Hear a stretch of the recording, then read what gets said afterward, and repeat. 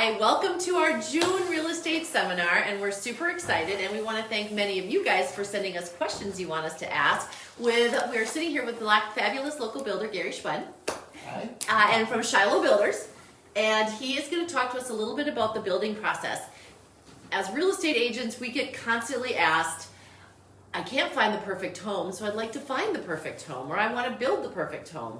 My years of experience tell me there's really never a perfect home, because once they build, there's always something they want to tweak or change. However, we wanted to sit down with a local builder who could tell us actually what the process is like, because we, on real estate agents, we often help them get to the point of getting the lot, but then we kind of disappear.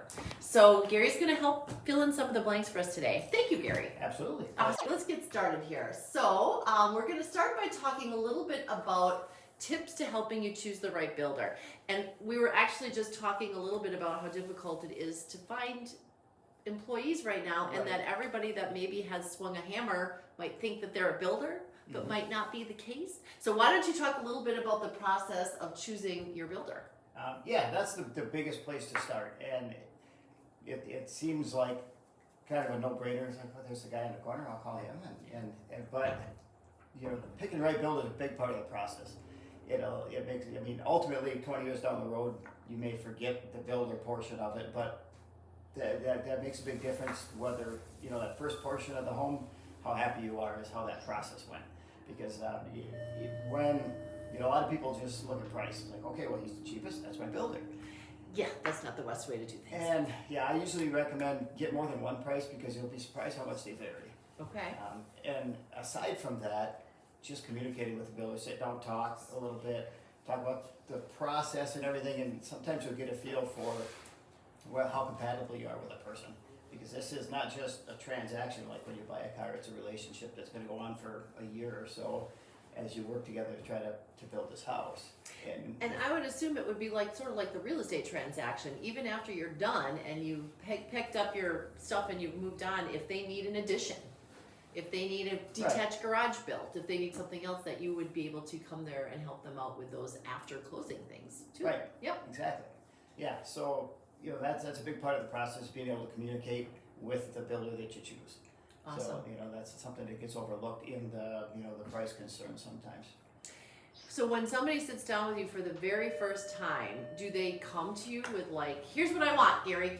How much does it cost? Sometimes. Sometimes, and how much does it cost is a good question.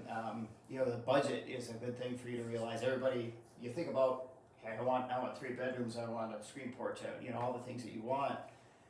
And then, but the budget is the kind of the flip side of that coin. You know, you have to find a compromise between those two. And a lot of times I'll deal with people who, they kind of want to keep their budget a secret. It's like, well, because they're afraid that, well, if I tell them I want to spend $500,000, then he'll charge me $500,000 regardless of it. You know, if you're kind of, you have one hand tied behind your back in that instance. If you don't tell your builder what you can spend, he doesn't really know what you can do.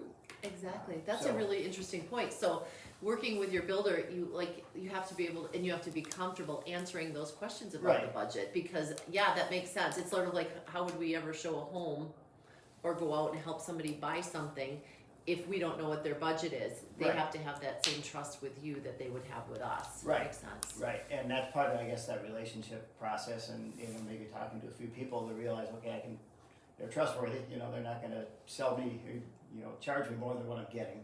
Awesome. So that's definitely a part of it.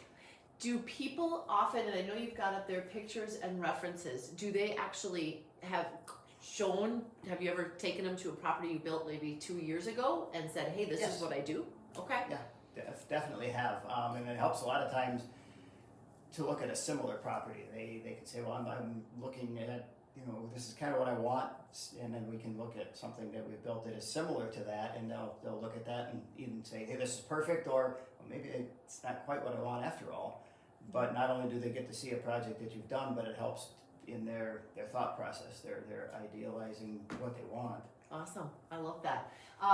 Personalities are important. I like that as well. You have to have somebody that you're comfortable and you can communicate with. Right.